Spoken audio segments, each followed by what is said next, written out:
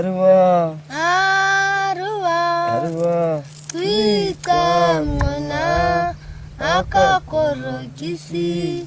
Kwika mwana, akakorokisi.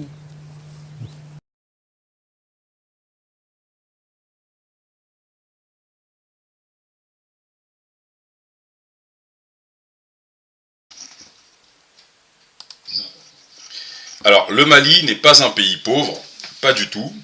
Tous ceux qui viennent en Afrique distribuer des vêtements, des habits, de la nourriture, etc., en fait, font partie des services français, au fond, parce que les États africains sont richissimes. Alors ici, nous sommes sur La Tribune, qui est un journal français, qui nous parle de la production d'or au Mali en 2019, qui est en hausse de 7%. Donc ici, la production industrielle d'or au Mali a battu un nouveau record en 2019. On fait 65 tonnes d'or au Mali, rien que sur l'année 2019. Alors expliquez-moi pourquoi un pays qui fait 65 tonnes d'or a besoin que des prétendues associations panafricaines venant de la diaspora viennent distribuer des vêtements. Mais c'est pas fini.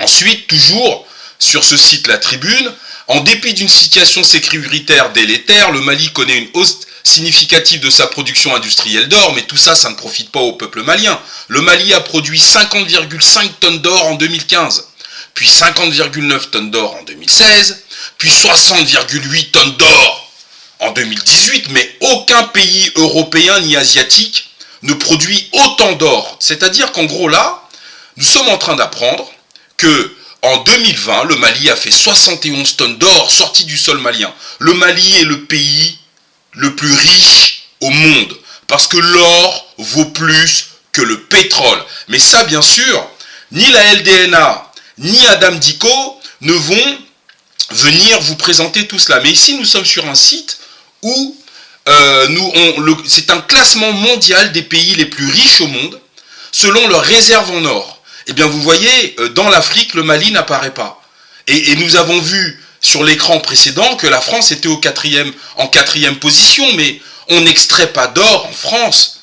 Le Mali n'apparaît même pas sur la liste. Vous voyez, le Mali, si nous devions prendre la production d'or du Mali annuelle et que nous additionnions, le Mali serait devant beaucoup de pays européens et asiatiques. Mais nous allons regarder cela encore un peu plus dans le détail. Tout ceci, ce sont des sites occidentaux, hein, ce ne sont pas des sites africains.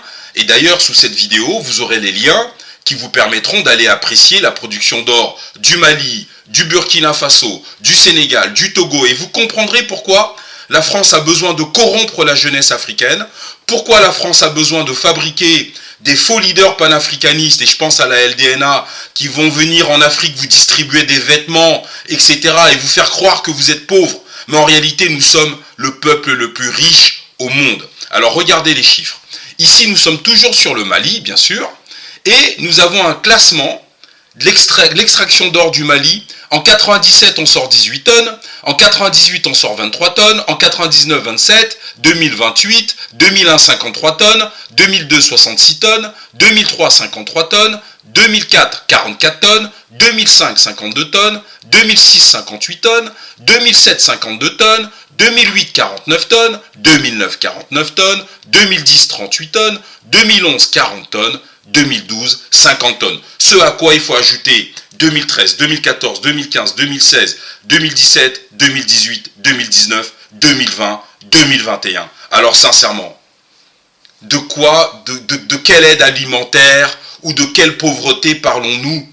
Avec tout cet or, le Mali est plus riche que la Suisse, les Pays-Bas, la zone euro, la Turquie, le Portugal, le Royaume-Uni, l'Espagne, l'Autriche, la Pologne, la Grèce, la Hongrie, le Danemark, la Biélorussie, la Finlande, etc., etc., etc.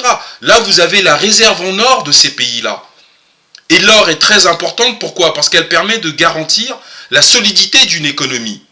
Et c'est pour ça que la France vient chercher l'or africain, tout simplement. Donc, nous allons voir si dans son discours, à l'ONU, Adam Dicko va se plaindre du fait que les richesses de son pays sont dérobées depuis plus de 40 ans par la France, tout simplement, à travers les ONG, des entreprises, etc., etc.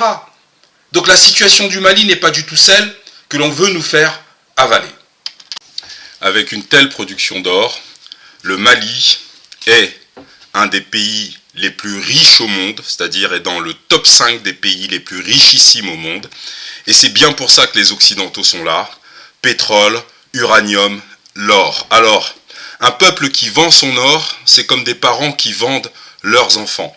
Aucun État dans le monde ne vend son or. Avec la quantité d'or que nous avons estimée à plus de 1000 tonnes sorties du Mali en presque 35 ans, le Mali aujourd'hui n'aurait aucun problème de sécurité, aurait les meilleurs équipements publics du monde, c'est-à-dire qu'en gros, les écoles primaires, les écoles maternelles, les universités, les hôpitaux, les bâtiments publics, le cadre de vie des Maliens, on quitterait tous les pays du monde pour essayer d'avoir un visa et vivre au Mali. C'est ça la réalité du peuple. Aujourd'hui, la France impose déjà une monnaie nazie qui est le franc CFA et en plus achète l'or du Mali avec cette fausse monnaie qui n'a de valeur dans aucun autre pays au monde sorti d'Afrique de la zone UMEOA. Le franc CFA ne peut servir de valeur d'échange. Donc, le président malien actuel doit nationaliser tous les puits aurifères du Mali et s'assurer qu'il n'y ait plus aucun gramme d'or qui sorte du Mali et que l'or du Mali appartient aux Maliens. L'or d'Afrique appartient aux Africains. Nous devons prendre les mesures urgentes sur cette question.